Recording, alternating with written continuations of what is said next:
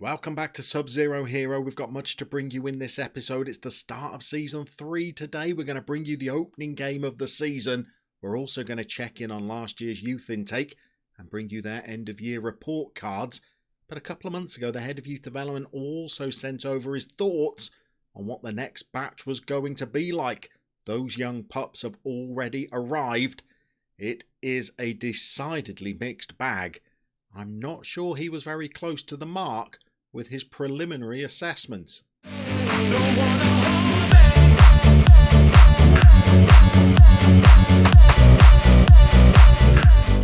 So let's begin by checking in on some of our youth intake from year one, and I think it's been a pretty disappointing year for most of them. I have a spreadsheet that I use to track their progress.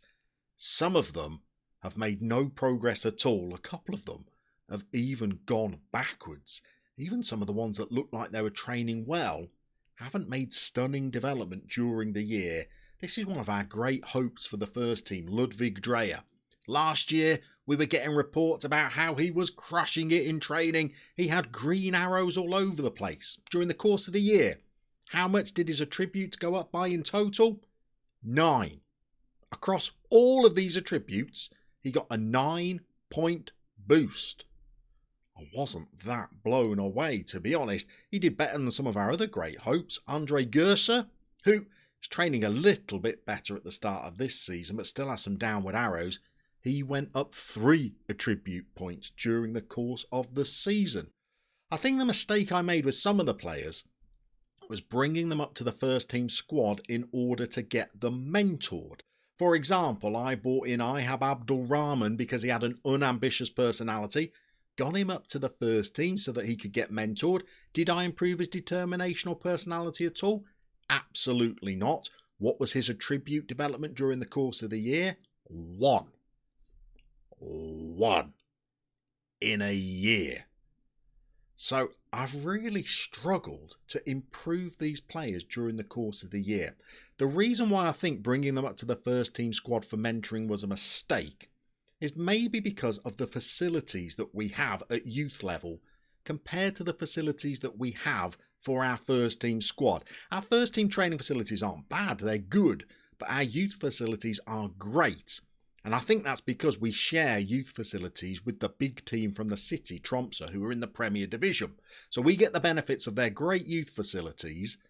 And I reckon our players are going to be better off down there in the under-19s, training in those good facilities.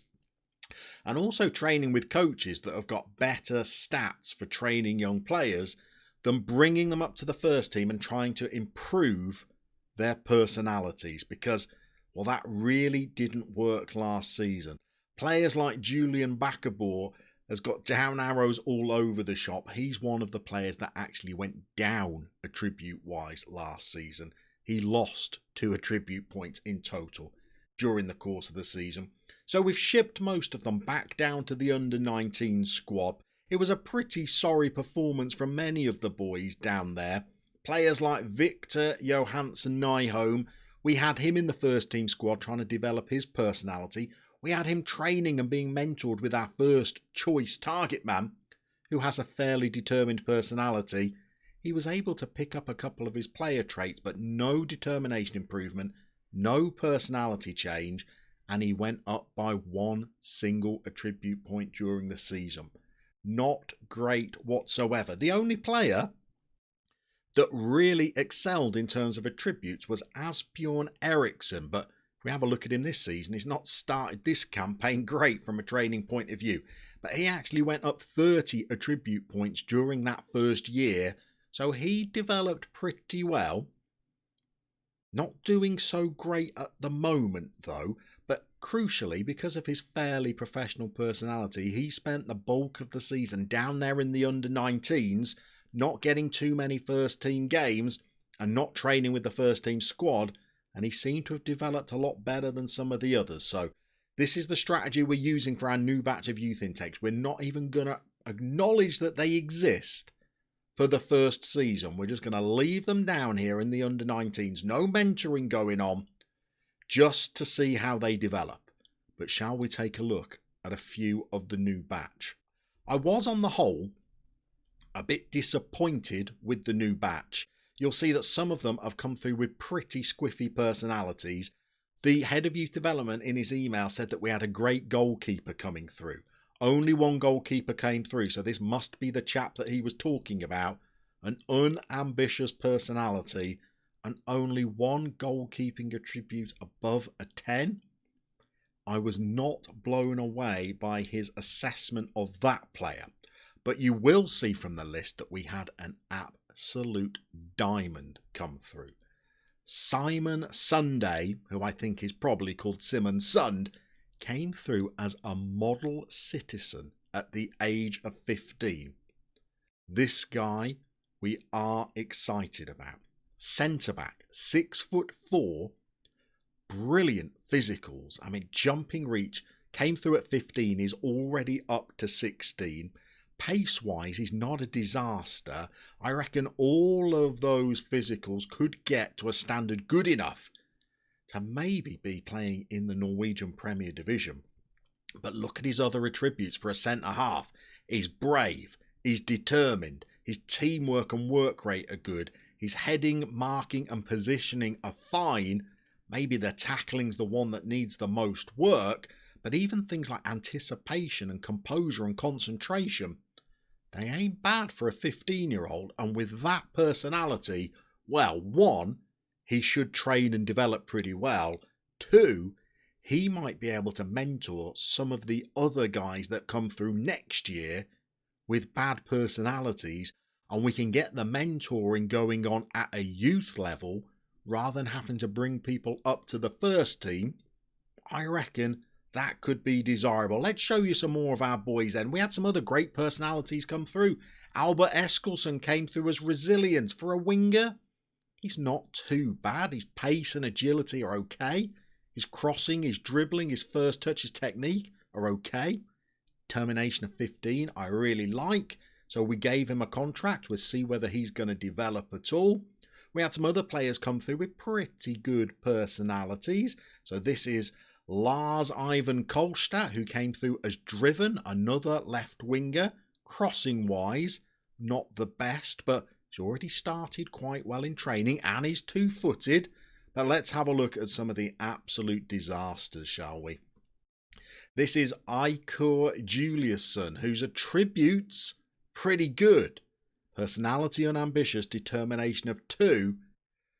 We took him on, maybe thinking that because of his good attributes, if we can just squeeze him through a year or 2 and then get him mentored, you never know, there might be a backup player there, because we're going to have lots retiring soon. But I don't hold out an awful lot of hope after what we managed to do with the first year's lot. We took on another player with an unambitious personality because of the attributes that he's got. This is Mankoba Sabone, who, as a right back, has got some pretty good attributes. He's aggressive, makes good decisions, is determined, positioning, passing, tackling, work rate, natural fitness, all really good.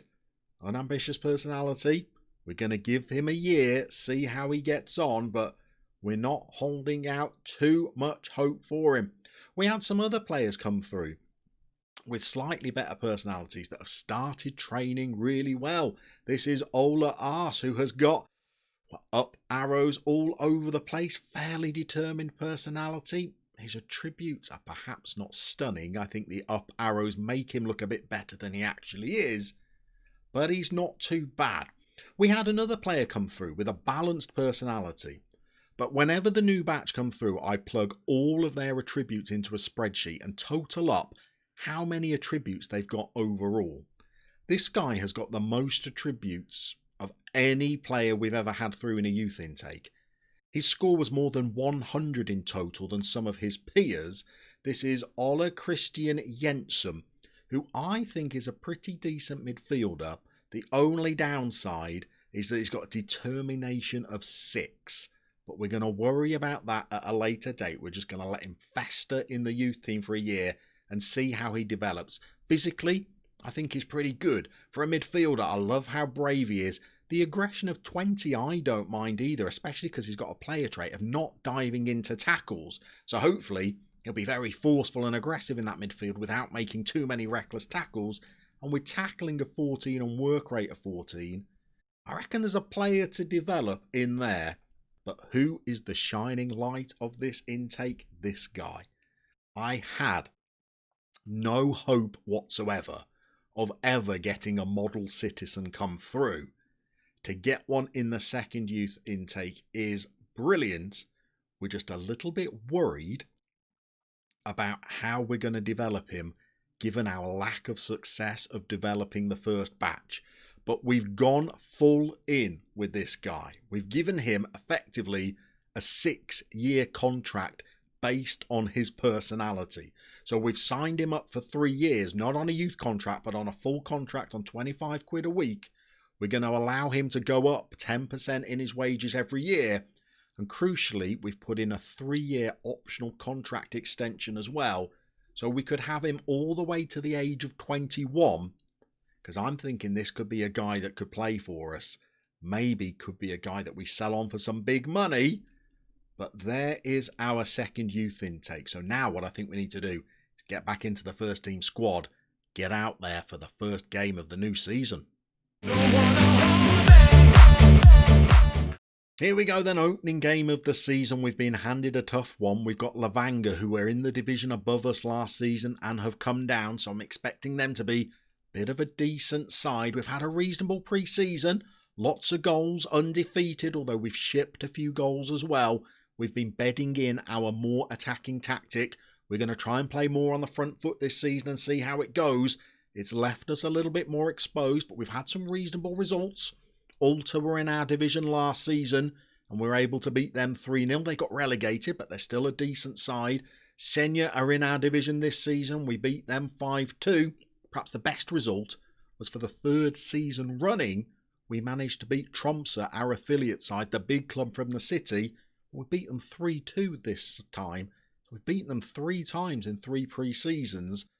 So that was pretty good. This is the tactic that we're going with. It's this oddly shaped 4-2-4 formation. We're deciding that we're not going to play Leesvold as our leading striker this season. He's 32 now. A lot of his attributes are on the wane a little bit, but I still think he makes a decent finisher over on the right wing. But our leading striker is going to be Bendik Mathiasson, who's a little bit quicker with pace and acceleration of 13, and he's banged in 15 goals in pre-season. So we're going to give him the nod today, up there with Grunwald. Little bit of a disaster pre-season though. Our first choice left winger, Adrian Pedersen, broke his collarbone, out for up to 3 months. Still going to be out for a couple of months from the start of the season. We don't have a lot of depth to the squad, so we're bringing our left back, Christofferson, up to the left wing. He's wanted to be a left winger for the last 2 seasons, but in our flat 4-4-2, we've now gone to a 4-2-4. He's not really comfortable playing that far forward, but I'm hoping that his pace might cause the opposition some trouble. We've got our first choice right back, Anders Loveland, suspended for today's game as well. You'll see downward arrows on the training of a lot of these players. Training part-time just twice a week does not half make it difficult to get some good training attributes out of players. Otherwise, it's pretty much the same old squad. We've got the vibe, we've got Hansen, we're playing Carlson as the more withdrawn midfielder, but you'll see at 32, he's not getting any younger either. Kim Bendixson is also 32, playing as a central midfielder with an attacking duty on now. Let's get out there and see how bad this new tactic plays against a team that was a division above us last season. Okay, we are underway. Start of Season 3. Home game against Llama. I would be a lot more confident, by the way, if we didn't have a suspension to Loveland and an injury to Pedersen. Always a little bit cautious when you have a new tactic that seems to have worked very well in pre-season, and then you bring it into its first competitive game. Certainly, it's not allowed us to start on the front foot much, has it? We've played 15 minutes and we've not had an attempt on goal yet, and we've just thrown possession away to the opposition. We've run it back though, and now we're on the break. So here's our left back that we've shuffled right up to play as an attacking left winger, and he has been dispossessed easily. And maybe this highlight turns out was not going to be a counter-attacking highlight for us. It's going to be one where we counter-attack, give the ball away, and then the opposition come at us on the break. Certainly just having those two men in there in midfield and the wingers pushed further on leaves us a lot more exposed than our tactic last season did. But I felt like we had to make a change because there was only so long that we could continue just trying to eke out Allardyce-esque 1-0 victories. On both seasons, we ran out of steam towards the end of the campaign. So we've gone with something different for this season. Who knows if it'll work? Normally the tactics I create don't work, and I have to revamp them several times during the season. We'll see how this one goes. Certainly, I think it's going to be a lot better once we get Pedersen back in the team. I've noticed that they've got a 4-man central midfield today, effectively, so that could be tough for our two boys in the middle. We've also made a little of a gamble on the throw-ins. Our target man, who's 6'4" with jumping of 15 and strength of 20, has got a long throw of 11. So we've got him hurling the ball into the box, as you just saw there. And he's the man you'd like to be on the end of it, but anatomically that's not possible. But we're going to give that a go as well. That was not a terrible first half. I guess starting with a draw against a team that was a division above last season's not awful. Let's tell them that if everyone continues to work hard, we could win this. How's our new striker doing? He's on a 6.7, but Grunwald's not playing great alongside him. Let's get out there and start this second half off. An opening day win. Well, that would be great. I would like to make a strong start again, like we have in the previous 2 seasons. But this time, just try and maintain it around the midpoint of the season and not drop off. I'd like a promotion hunt this season. I reckon, as that goalie plucks one out, this is going to be the last season where a lot of our older players are going to be in their prime. I think after this season, we're going to have to start putting our faith in the players that are coming through the youth intakes. Is he onside? He is. That's a terrible, terrible ball across. And again, you get suckered into thinking you've got a highlight coming, only to find out that you're getting counted on from the opposition's penalty box. Well, we will take finishing like that all season long from the opposition. Okay, we are going to start thinking about making some changes as well, I reckon. A lot of our older boys tire pretty quickly. We might need to make some changes. He's in again, though. This is gilt-edged, and the keeper's got the better of him. Well, their fullback trusted him as well because he passed it back while he was still on the ground. And still that keeper was able to get in. Okay, let's check the fitness of our chaps that are out there then. All doing pretty well, actually. Performances are not great, though. Both Carlson and Kim Bendixson are not playing the best. We've been playing this youngster, Einar Ness, during pre-season. Got vision of 14 and he's only 18 years old. Let's get him out there and see whether he can create something a bit more for us than Kim Bendixson was able to. We've not done too terribly, have we, in this game? But we're mindful of the fact that 0-0's precarious for us as they're coming at us again. Come on, win it and counter. We're getting played around a little bit and they are in. Oh, it's disallowed. We've got away with one. Goodness me, that was a good through ball. That can't have been off by much. Oh God, that's marginal. It's marginal. Goodness me.